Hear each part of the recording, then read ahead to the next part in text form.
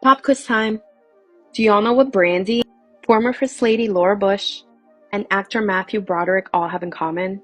These three people have all been responsible for someone's death via car accident. Let's start with Brandy, who looks absolutely phenomenal in this photo. She was involved in a crash in 2007 that left a 38-year-old woman dead. Reports about the accident stated that she was driving her Land Rover, she was driving 65 miles an hour, and then hit a Toyota from behind. It's possible that Brandy was just not aware that the cars in front of her were slowing down, or she may have been distracted. Anyway, I'm going to show y'all pictures of the car crash. It is nothing gory, it is nothing explicit. It's just photos of a fucked up car. Her Land Rover initially hit this Toyota. The car slid sideways onto the center median, and then it was hit by oncoming traffic. As you can see, it was a really fucked up scene. 4 cars were involved in the total crash. However, to Brandy's defense, witnesses did say that she got out of the car and she was hysterical, walking into oncoming traffic, pretty much unaware of what was going on and a little bit disoriented. Brandy was then sued by the victim's family for $50 million and she settled for an undisclosed amount. Matthew, if you don't know, played Ferris in Ferris Bueller's Day Off. He is also married to Sarah Jessica Parker.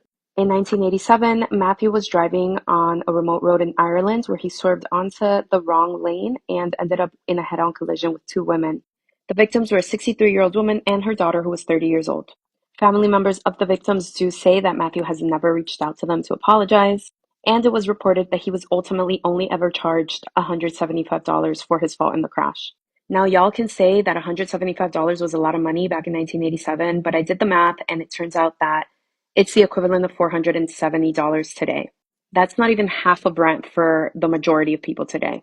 All right, last but not least, we have Miss Laura Bush. In 1963, when Laura was 17 and still in high school, she ended up running a stop sign at about 50 miles per hour on a remote road in Midland, Texas. The victim of the car crash was her classmate and track and football star of her school.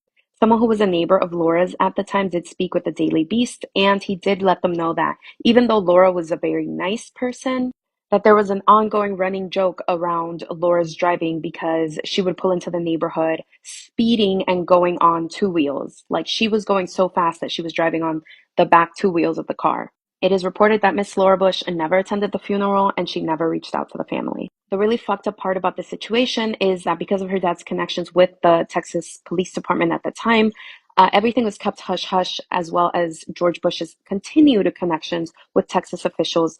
All like requests and reports had been blocked from being released. It wasn't until the year 2000 when the Associated Press sued under the Freedom of Information Act that reports of this accident had actually finally been released. It took 37 years for Laura's little secret to be exposed.